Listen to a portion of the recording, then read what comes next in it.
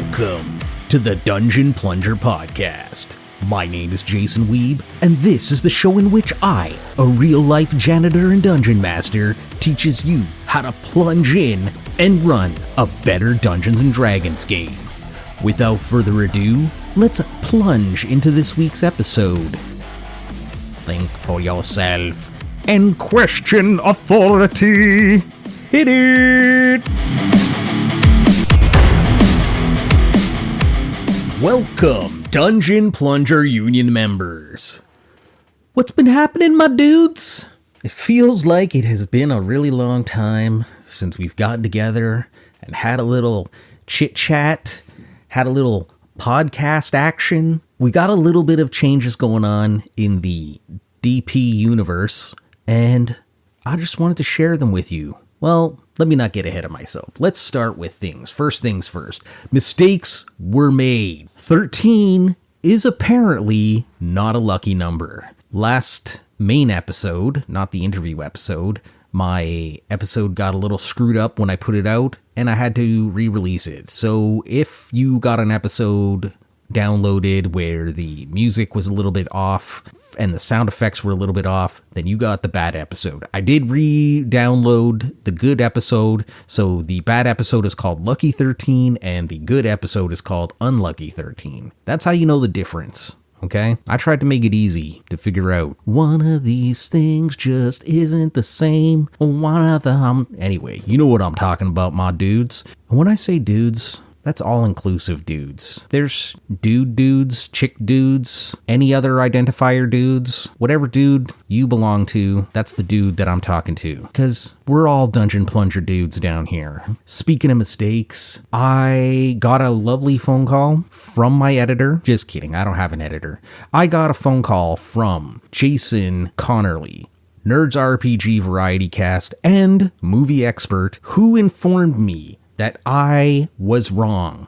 I made a statement about The Last Boy Scout. I made the mistake of saying that it was Jamie Foxx and Bruce Willis, when in fact it was Damon Wayans. Awkward. So, The Last Boy Scout was Damon Wayans, not Jamie Foxx and Bruce Willis. When I thought back to it, I was kind of like, yeah man, that era was like the Wayans brothers era. You know, the 90s, I think it was called In Living Color, and, you know, the Wayans brothers were everywhere. And like, in the last little while, it's been Jamie Foxx who's been like the big star, right? So I think that's where my confusion came from, thinking of Django Unchained and all of that. I apologize. Thank you, Jason Connerly, for setting me on the right path and being there to make sure that when I screw up, everybody out there knows it. What are these changes you're talking about there, DP? Well, as you may have heard, or may not, depending on your listening habits, and I'm not one to judge. Though apparently y'all think that I'm judging you about listening to this podcast in the car. Listen, I have gotten so many comments about people being very upset for being boring and listening to this podcast in their car. I do not think you're boring, okay? If I could retract that statement, if I could go back in time, I would take that back. Because it's not boring. I think maybe what I meant to say is it's kind of traditional, you know? I listen to most of my podcasts in the car, but I also listen to them at work. Who am I to judge? Am I some kind of hypocrite? I hope not. But yes, the big news is I did an interview with Matt Finch. Jason Connerly had called in and suggested, hey dude, I heard you talking about on your last episode that you had all these different questions about old school games. Why don't you talk to somebody who knows stuff about old school games and then get those answers? And I said, brah. He gave me a suggestion of who I should talk to. And that was definitely a person that was on my list. I'm not going to say who it was because I don't want them to think that they're number two, because you are all number one in my dungeon plunging heart. All right. But the first person that popped into my mind was Matthew Finch of Mythmere Games. And I was like, this guy, there's no way that this guy is going to respond to me. But you know what I'm going to do? I'm going to send an email and I'm going to be like, Matt, dude, you are my number one. And I need you to come on my show and talk to me about old school gaming. And I was totally expecting him to say, my good sir, do you really think that I would come on to your pathetic podcast and discuss the finer points of old school gaming? And you know what he did? He didn't say that. He said, dude, I would totally come on your podcast. And I was like, what? And he was like, yeah. And then when I actually talked to him before I actually started recording, I was like, dude, I'm like, I totally didn't think you would come on my podcast. And he was like, why would you ever think that? And I was like, well, because you're like OSR royalty. You're a celebrity in our little niche of a hobby. And he was like, dude, don't even go there. And so once again, I am deeply grateful to have Matt Finch on the podcast. I really hope you guys enjoyed that podcast. I know it was one of my first published interviews, but I have an announcement. But let me just finish up what I'm saying. I really hope to be doing more interviews. I thought that was a great interview, and I know that I need to do some work to get a little bit better, but I felt like it was a good first put out onto the podcast. I've gotten some feedback already from some of y'all, and I really appreciate it, and I'm glad that you enjoyed it, and I hope that you found it useful, and I hope that the future gamers find it useful as well. Talking about interviews, I have another interview coming up next Monday. My plan, tentatively speaking, going forward, is that I'm going to have interviews coming out on Monday every week, and I'm going to have my regular show coming out on the Thursday. That's why you're hearing this on Thursday instead of Tuesday. Apparently, Thursdays were called Thor's days. I don't know. I could be wrong. Maybe I'm just making this up in my mind, and I really think that Thursday should be Thor's day because Thor is probably one of the coolest superheroes and Nordic mythological characters, but I'm getting way too far ahead of myself and off topic again. Ooh-wee. Okay, so the other thing that I tried doing earlier last week was called drive-by podcasting. So I finally got in this little mic, lavalier mic, however you say it, that clips on to your collar and has a little doodad hookup that you put onto your phone, and so that I could record while I was driving. And I had two real big inspirations. One is Che Webster, who has his little Dungeon Master Diary, Game Master Journal. I forget which one it is. I think it's GM Journal. And also Mark Rosewater, who does a Drive to Work podcast talking about Magic the Gathering. And I was like, brah, this will be awesome. So I recorded 2 times doing 2 different things to see, and I talked for like half an hour in both times. And let me tell you, the audio was absolute crap. And I was like, I can't subject my listeners to this crap. So I'm going to figure out something else. Now, maybe I can record while I'm walking. I don't know. I still want to do another like kind of deep thoughts by the Dungeon Plunger type of podcast. So stay tuned because I've got more coming up. This week, I had yesterday, so today is Tuesday, so Monday, I had my youth group and we started making characters for Deadlands using Savage Worlds, and it was a lot of fun and everybody's super excited, so I can't wait to get that happening, and I will let you know what's going on with that. And tomorrow, being Wednesday, but this will be in the future, so this will have already happened by the time you're listening to it. So when you're listening to this, that night we would have played. So Stars Without Numbers, Traveler continues, the battle for Acrid. It's going to be awesome. I'll tell you all about it once I hear about what happens. Hopefully nobody dies. All right? All right. So as you can tell, it's been really, really busy. I do have another interview coming up, like I said, for Monday, so stay tuned for that. And it was a really, really good one. I enjoyed it. It's got a little bit of swearing and stuff in it, but you know what? We'll deal with that when we get there. I have a bunch of calls, some that were saved up from the week before, some that were new, and unfortunately, I've gotten a lot of calls, so I'm not going to be able to play everybody. So if you don't hear your call, don't fret. It will be played. Please keep calling in. I love hearing from you, and I will answer each and every one of your calls because you are the ones that make this show so freaking awesome. All right. So talking about calls, let's hit those calls, see what people's got to say, and then answer those calls, because isn't that what we all want? answers. We need answers in this lifetime. And then I'm going to give you a little chit chat and hit you up with that main topic, because I was listening back to some of my old episodes and I was like, I think this is what it is. I think people enjoy listening to this part. So the meaty part of the episode, the main topic. I don't know. You let me know what you guys think. I'm just doing what I think. Okay. I'm just navigating this like a blind man driving a car, smashing into stuff, and, hopefully not taking out too many people, Like I said, let's get our first phone call. True story here. They're not actually from a telephone. Like back in the day, people would actually pick up a phone and go beep, boop, boop, beep, beep. These are like messages that somebody left me. And, maybe somebody on the other end has a phone. If you use an actual real phone to call me, let me know. Not a cell phone. I'm talking about old school touch tone. Beep, boop, boop, beep. And if you use one of those old school phones that had rotary dial, or one of those really old school phones where you had the speaker part that you held onto and then you had to hold the handle of the other thing that was like where the ear part was. Yeah, let me know if you use one of those. All right, enough blither blather. Let's do it. Let's hit that mimic mailbox.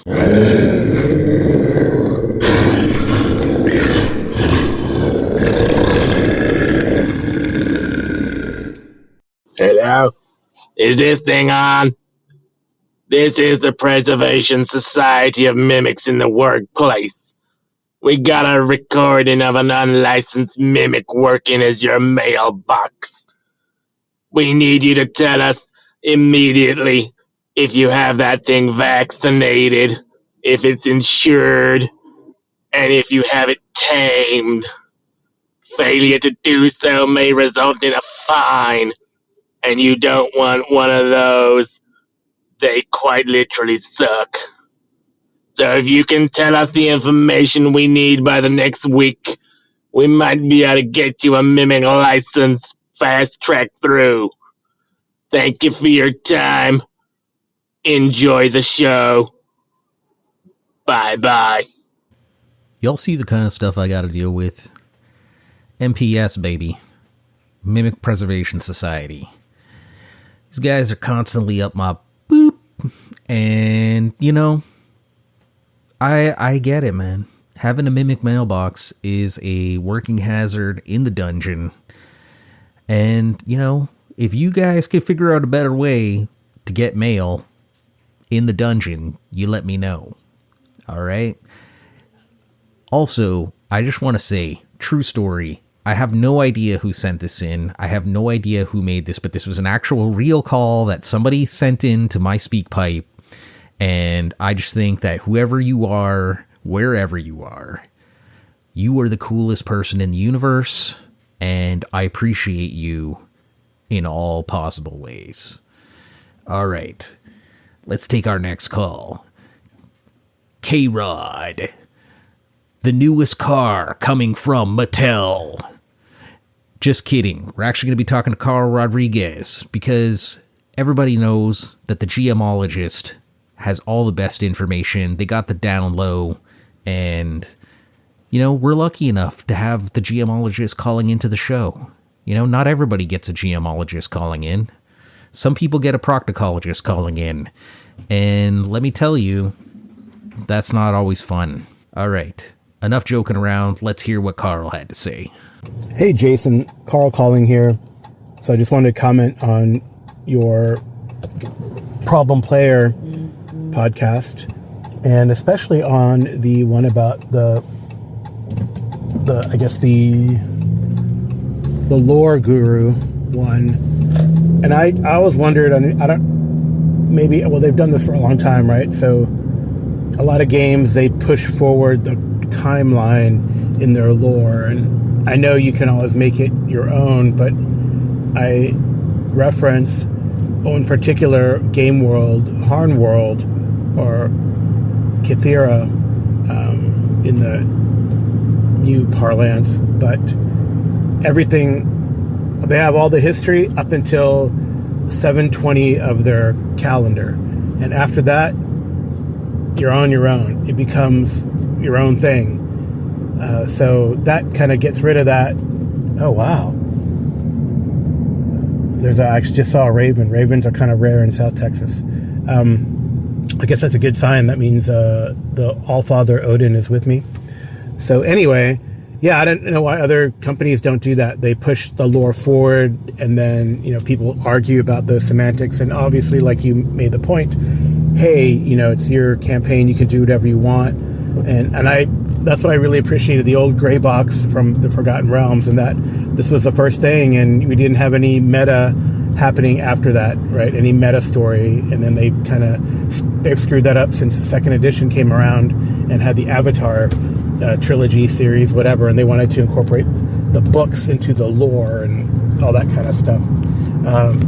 But we've always made any campaign world we play in our own. Obviously, you can also circumvent that by making your own home world, like a lot of people do. So, interesting sub-point is that I actually recently saw Nerds of the Rings podcast or YouTube, and they actually had this scenario, like, what if Gandalf had taken the ring from Frodo when he asked, and then you have kind of evil Gandalf, which would have been interesting. And it was actually very interesting, and I'd love to set a world or a campaign in that, like what happens there after I guess the premise is that since he has both rings, he annihilates a lot of people. And then he turns sort of evil, but in a good way, right? Oh, I don't know what that means. But yeah, it's pretty interesting. So if you can find it, Nerds of the Rings, maybe I'll link it to you, DM it to you or something. But it's pretty cool. Anyway, good stuff. Talk to you later.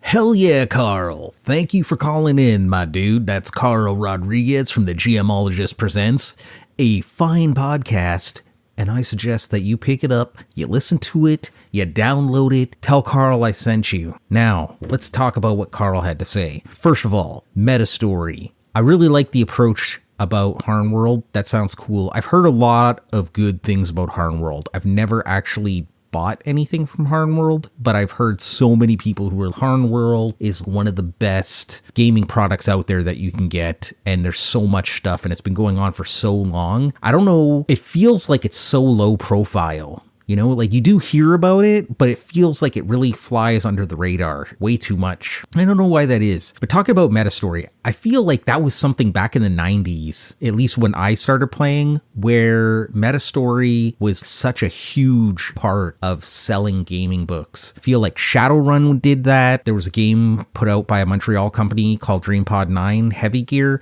They did that, plus a lot of their other lines that they had. So they had some other systems that I'm blanking on right now what they're called. Even Legend of the Five Rings, there was another one where they just kept pushing the story forward. And I think on the one hand, it's like having an emerging story is kind of cool, and it gives you sort of an incentive to buy those books in the sense that, you're going to get that overarching story. Every time you buy a book, you'll get a little bit of it. But that's the problem with kind of commercialization of selling RPG stuff, right? At a certain point, you got to ask the question of like, how much stuff do I really need? As cool as it is, it does make it difficult. It does make it difficult to make the world your own world.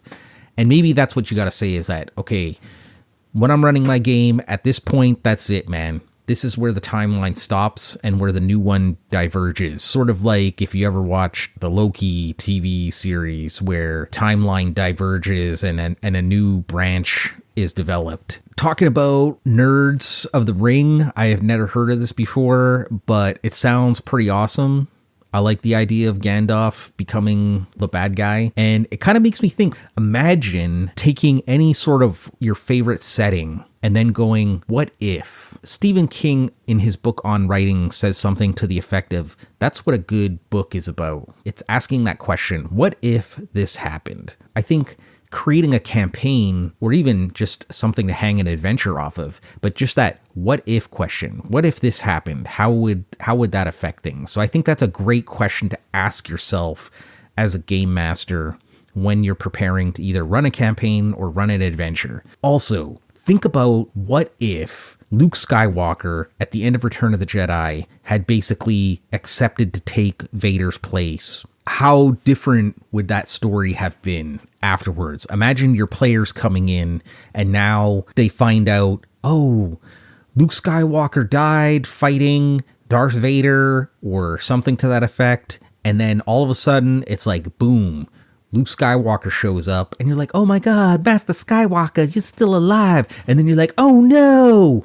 And then the next thing you know, now Luke Skywalker is killing younglings, but you know what I'm saying. Anyway, I love it. And dude, all hail Odin the Allfather. I'm glad you saw Raven. That's gotta be good luck or something. Thank you very much for the call, dude. Super appreciated. Keep on keeping on. I believe I got another call from you, Carl, but we're gonna hit that one on the next show. All right, Jason Connerly's up next. Let's listen to what he had to say.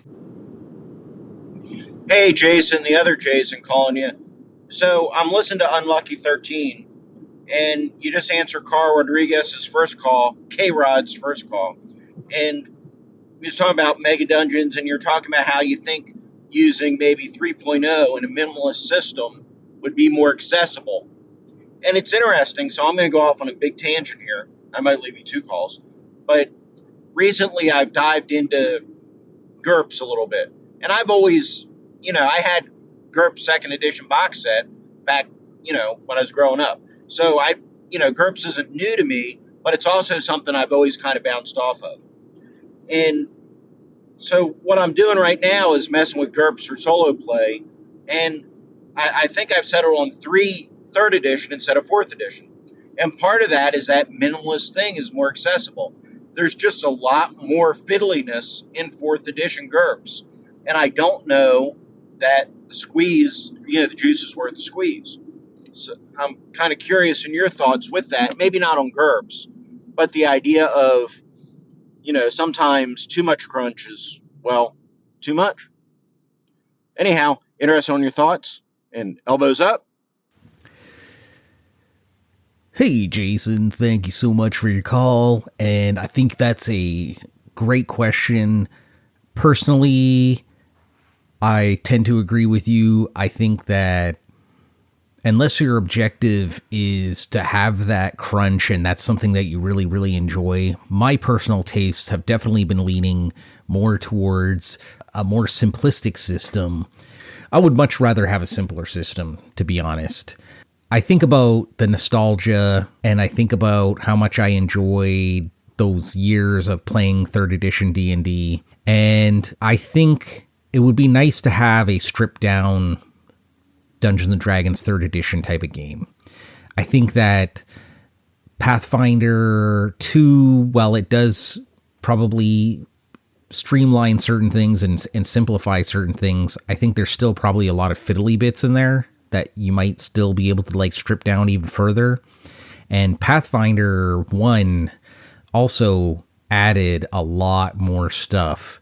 And I think the idea is that they wanted to fill in dead levels and stuff like that you would find in 3rd edition and make every class more useful or more, just fix things that they saw as issues. So I think if I could go back, I probably would use D&D 3.5 or 3.0, just the core rules to run something if I was going to do old school. And that's old school, right? I mean, you think about it, it's 24 years ago now that 3rd edition came out. So that's kind of old school in a not so old school sort of way. Thanks for the call, Jay. Super appreciate it. And I look forward to talking to you a little later. Take it easy. Let's take our next caller, Vincent. And Vincent had called in before, but didn't give his name, and I didn't want to out him. So let's hear what Vincent has to say. Good evening, Jason. I just finished your podcast named Well, Actually, and you made me think about lots of things. First off, I really like to read the Age of Sigmar book and the Warhammer Age of Sigmar book, and they narrate a story that when I play, I use the hero a little bit differently, and I really enjoy it.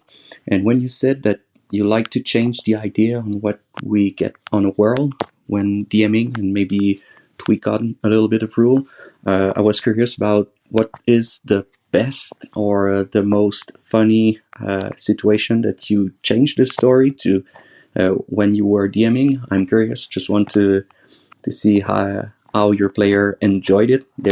Were they surprised? Well, keep on the good work, and Thanks again.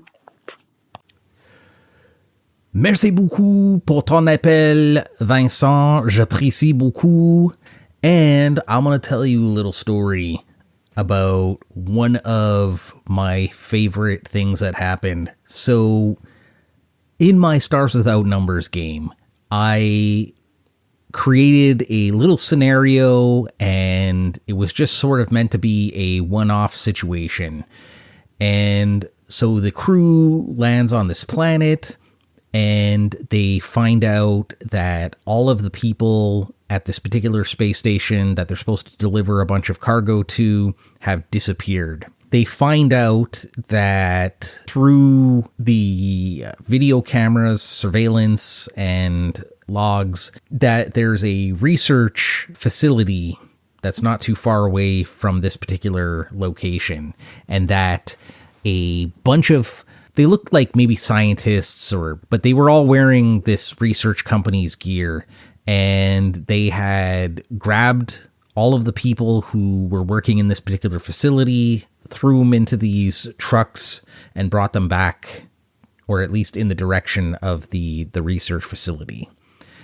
So the group decided to follow the tracks and make their way to the research facility, and they started doing some investigation. They did some recon, and they discovered that some sort of terrorist organization has taken over this research facility, and that they're doing something to the people who they have kidnapped. Eventually, they discover that the leader of the group was a Tyrannid from Warhammer 40k, or at least a gene stealer, and that they were using the biomass of the researchers and of the people that they took from the facility. And so when this giant Tyrannid, so like a bug-like warrior, burst out of the wall and started attacking them, they were completely surprised and taken aback, and it was super hilarious. And it ended up being something that ended up showing up quite a few times now in the campaign. It's interesting that you bring up the Warhammer aspect of it. But thank you very much for your call. I am super appreciative of you listening and taking the time to call in.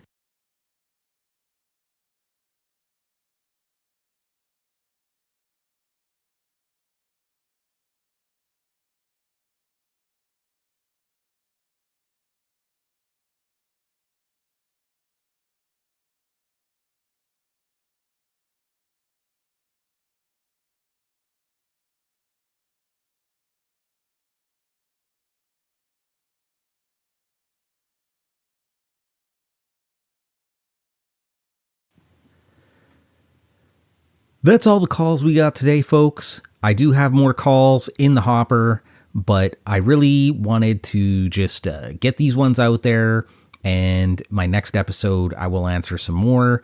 But if you feel like you want to call in and, leave me a message, I will respond to it or not, as you choose. You can call me on my SpeakPipe. That's the Dungeon Plunger on SpeakPipe. The link is in the show notes of this episode. Also, you can write me an email, or you could leave me a message, a private message on Discord if we happen to be connected. All right, without further ado, let's get into the main topic, which, as I said at the very beginning, is called Think for Yourself and Question Authority. Apparently, this quote is attributed to the psychologist Timothy Leary, though, according to Wikipedia, it may have been Socrates that said something to that effect. I don't know. I just really like the way that sounds. Have any of you guys ever seen this cowboy dude that's on YouTube? I think it's called Dry Creek Wrangler. It's this old guy that, he's got this big, sweet beard, and he wears a cowboy hat, and usually he sits in a chair, and he's smoking a cigar or a pipe. And then he goes off and he starts talking about some kind of a subject, usually something related to how to be a good man. And oftentimes he might make a little comment about how this applies to not just men, but people in general. He seems like a pretty open kind of dude, and he kind of seems to have his flaws, or at least he admits to having his own flaws, and I think that's a good thing. And that's kind of what I want to talk about. I try to be authentic. I try to be myself. I try to be humble and realize that I don't know everything. And I don't want people who listen to this podcast to think, wow, this guy, he thinks he's got all the answers, or wow, this guy has all the answers, because I don't have all the answers. And I want to talk about when I was a little kid. When I was little, maybe, I don't know, I must have been like 6 or 7, something like that. And I was taking the school bus. And when I was on the bus, I'd sit by the window, and it was pretty awesome. I was like, this is the best thing ever, man. Taking the school bus. I would sing to myself all the time. Usually I'd sing Star Wars theme music and whatever. It was pretty goofy. And whatever songs that I happened to know, which weren't that many. And there was this kid that would come on the bus and make fun of me. And he'd be like, hey, singing kid, every time. I took it personally all the time. There was a time when I remember it was my first day of school, and my dad, all right, let's make your lunch for school tomorrow. He's like, what do you want? And I was like, Dad, I love tuna sandwiches. And he was like, all right, let's make a tuna sandwich. So make tuna sandwiches, and I'm like super stoked. Next day, lunch comes, and I get my tuna sandwich. Anybody who knows anything about fish products, when you go to work or go to school or wherever, I mean, they got a smell, right? And so people were like, oh my God, that's disgusting. What's that smell? I was super embarrassed, and I never brought tuna to school again. But now that I'm thinking about it, I kind of want to have a tuna sandwich for my lunch tomorrow. When I was in high school, there was this Star Wars novels had just come out. It had been years. There was no new Star Wars. There was no chance that we were going to get another trilogy. The Phantom Menace was just one of those things that was neither a phantom nor a menace. Timothy Zahn came out with this trilogy of novels that were just fantastic. It happened right after The Empire Strikes Back, and I was reading one of the novels. It was in paperback. I was so embarrassed to be reading Star Wars that I would keep the book in my pocket. Because back in those days, we had these giant pockets in our pants. Like, these jeans were massive. The kind that like hung off of you. And even though you were wearing a belt, underwear were showing. And anyway, it was a different time. You're probably saying to yourself right about now, Jason, what the hell are you talking about? What does this have to do with anything? Well, let me tell you what it has to do with. You see, one day I was at the used bookstore, and I found this book called The Subtle Art of Not Giving an F. This book is famous just because it's got the F word in it, and everyone's like, oh my gosh, it's got the F word in it. That's crazy, dude. But listen, I'd heard some negative things, that this was like a junk book and that it was just one of those things to sell to make money. I read this book because I got it at the used bookstore, so I got it cheap. I think I got it for like $5. It was hardcover, and it was a good read. It was fun. I enjoyed it.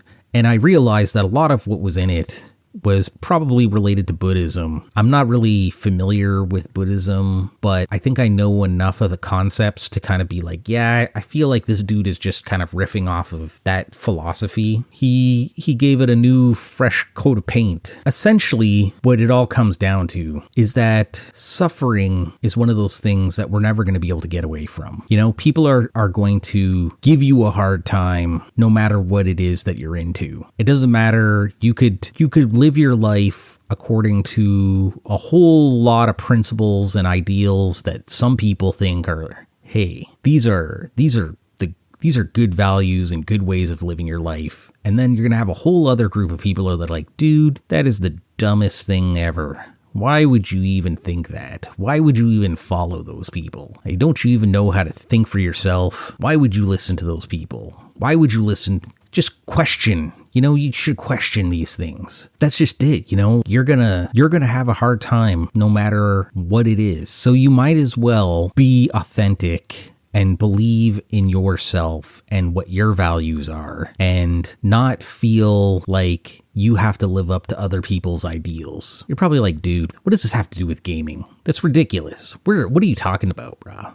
Is this a gaming podcast? Are we on a life podcast where I'm giving advice like some bearded cowboy smoking a cigar? I'll tell you right now, as a former nursing student, don't smoke. It's bad. Don't vape. It's bad. You really shouldn't be putting anything in your lungs except for oxygen and whatever happens to be in the atmosphere. Preferably clean atmosphere and not that weird atmosphere. You know what I'm saying? But listen, I'm not going to tell you what to do. If you want to do a little of the, what I'm talking about, then, you do you, right? But don't come crying to me when you got negative consequences for those actions. What am I talking about?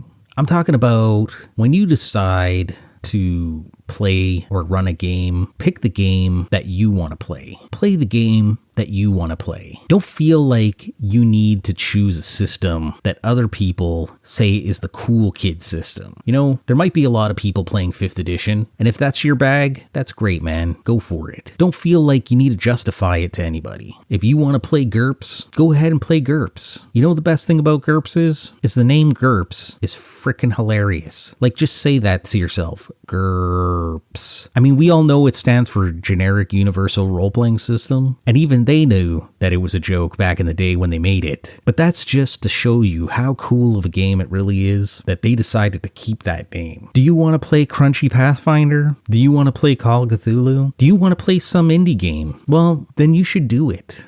Some people might be like, oh, brah, that's a story game. Why you want to play a story game? Why do you want to play a tactical war game? At the end of the day, these are all games and we should just be having fun and doing what we want to do and exploring things, because you never know what you're going to like.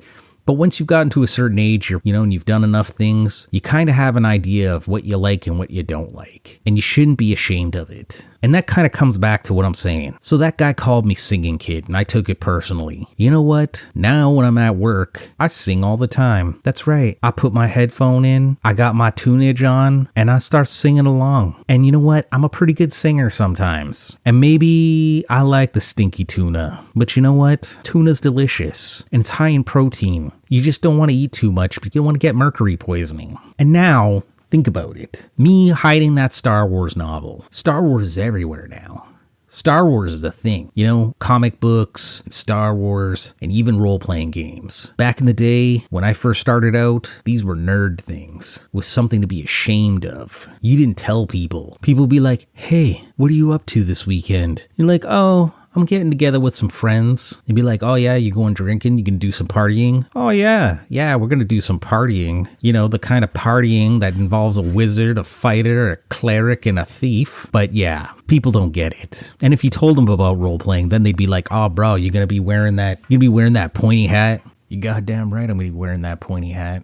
But listen, the bottom line here is you need to be authentic. You need to think for yourself, and you need to question the authority. Why you gotta listen to other people? Just do you, man. That's the only person that you gotta impress in this lifetime. So play the game, and play those games with people who share the same kind of adventurous spirit that you have. And you know what? Eat the tuna sandwich at work, even if people think it smells funny. But don't eat the tuna sandwich if you have allergies to tuna, because that'll probably kill you. Even if you think that it's a good idea, I don't recommend it. All right, so don't be going and telling people Jason said I should eat tuna sandwiches even though I'm allergic. All right, and that goes for all the other things that you might have an allergy for. Anyway, folks, that's all I got for this week. I just want to say thank you for all my listeners and to my callers, Carl, Jason, Vincent, and whoever you are, mysterious MPS guy. Music is by Alexander Kizanaku.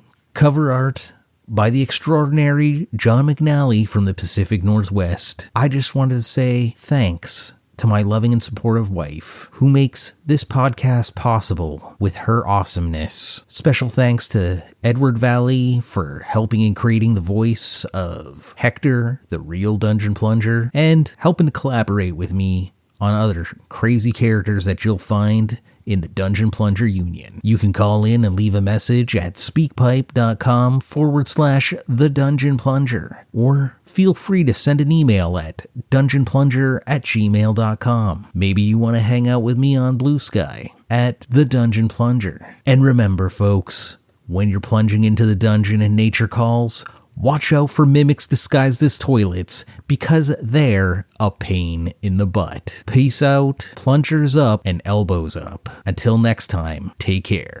Greetings, listener. This is I, Hector, the real Dungeon Plunger, not that milk drinker Jason. We in the dungeon always appreciate whatever love you can give us. So please, share the podcast, send your messages, and do anything that will unclog our algorithm. We really appreciate it. Plungers up!